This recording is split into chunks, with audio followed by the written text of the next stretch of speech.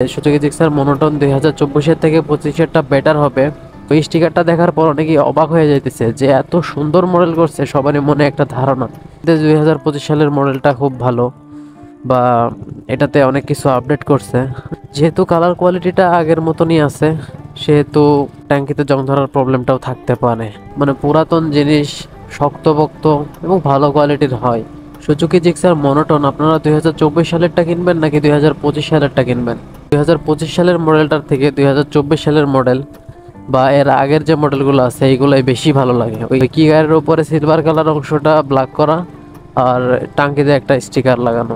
তো গাইস, ট্যাঙ্কিতে যে জং ধরার প্রবলেমটা আছে এটা আমি বলবো না যে 2025 সালের মডেলে থাকবে না। Hello bikers and bike lovers, আসসালামু আলাইকুম। আশা করছি আপনারা সকলে অনেক ভালো আছেন। তো গাইস, আজকের ভিডিওটা খুবই স্পেশাল এন্ড ইন্টারেস্টিং একটা ভিডিও। তার কারণ আজকের ভিডিওতে আমি আপনাদের সাথে আলোচনা করব সুজুকি জিক্সার মনোটন আপনারা 2024 সালেরটা কিনবেন নাকি 2025 সালেরটা কিনবেন। তো গাইস, আমরা হয়তোবা অনেকেই ফেসবুকে বা বিভিন্ন লিক্সে, তারপর গুগলে সুজুকি জিক্সার মনোটন 2025 সালের যে মডেলটা, নতুন মডেলটা বের করছে সেটা হয়তোবা দেখেছি। তো আমাদের মনে হয়তোবা ধারণা যে সুজুকি জিক্সার মনোটন 2024-এর থেকে 25-এরটা বেটার হবে। তো আসলেই এই ধারণাটা সত্যি কিনা বা 2025 এবং 24-এর মধ্যে কি কি পার্থক্য আছে, তো এটা নিয়ে আজকের ভিডিও। তো ভিডিওটি না টেনে সম্পূর্ণ দেখলে আশা করছি বুঝতে পারবেন যে আপনার জন্য কোন বাইকটি নেওয়া উচিত। তো আর কথা বাড়াচ্ছি না, চলুন শুরু করছি আজকের ভিডিও। এবার সর্বপ্রথমে একটা কথা বলে নেই, পুরাতন যে মডেলগুলো থাকে বাইকের ঠিক খুবই ভালো থাকে। যে সকল জিনিসগুলা নিত্য নতুন ভাবে বের করে তো সেইগুলো কিন্তু নর্মাল হয়ে থাকে। এত এক কথাই হচ্ছে গাইস, মানে পুরাতন জিনিস শক্তপোক্ত এবং ভালো কোয়ালিটির হয়, আর নতুন জিনিস নতুন মডেলগুলো হচ্ছে আপনার নর্মাল হালকা, মানে এরকম ভাবে আর কি কোম্পানি তৈরি করে। তো 2024 সালের যে মডেলগুলো আছে সেগুলোতে কিন্তু গাইস ট্যাঙ্কে জং ধরার একটা প্রবলেম সব থেকে বেশি।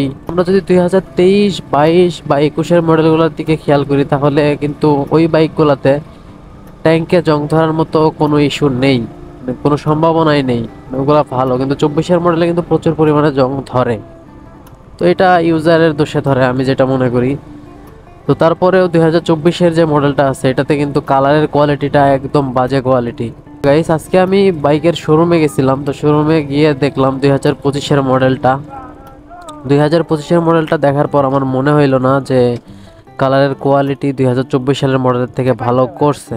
কালারের কোয়ালিটি সেম, শুধুমাত্র যে তফাৎটা আছে সেটা আমি খেয়াল করলাম, মানে কিকারের উপরের যে সাইডটা সিলভার কালার থাকে না জিক্সার মনোটন 2024 বা এর আগের মডেলগুলা, আমরা যারা মডিফাই করার জন্য বাইক কিনি তারা কিন্তু এই সিলভার কালার অংশটা কিন্তু আমরা ব্ল্যাক করে নিই যখন আমরা বাইক মডিফাই করি।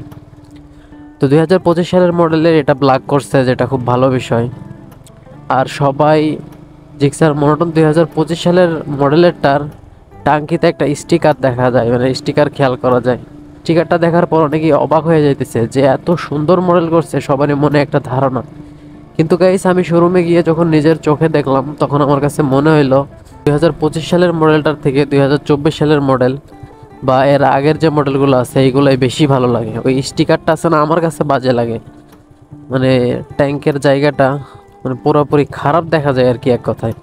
তো কিন্তু তারপরও আপনাদের যার যার ব্যক্তিগত ব্যাপার বা ব্যক্তিগত চিন্তা ভাবনা, ইচ্ছা, রুচি, পছন্দ, তো আপনাদের কাছে ওইটা ভালো লাগলে নিতে পারেন।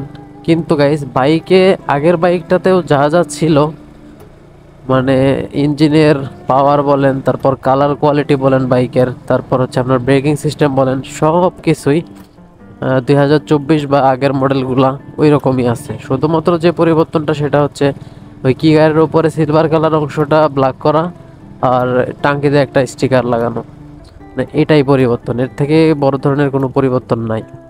তো যারা ভাবতেছেন যে 2025 সালের মডেলটা খুব ভালো বা এটাতে অনেক কিছু আপডেট করছে, এরকম কিচ্ছু না গাইস, সব কিছু সেম, শুধুমাত্র ওই যে এটাই স্টিকারটাই।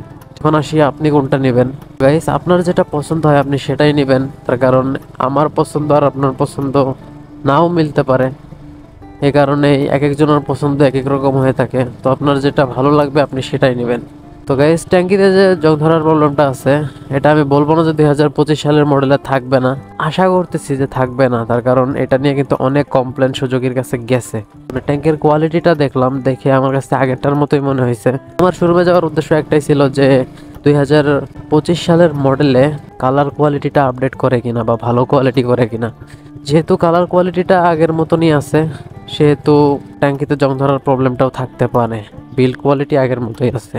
তো গাইস আশা করছি বুঝতেই পারছেন। তো এই ছিল আজকের ভিডিও ভালো লাগলে লাইক করবেন আর কমেন্টের মাধ্যমে জানাবেন পরবর্তীতে কি ধরনের ভিডিও চান। আজকের ভিডিও পর্যন্ত সবাই ভালো থাকবেন, সুস্থ থাকবেন, আল্লাহ হাফেজ।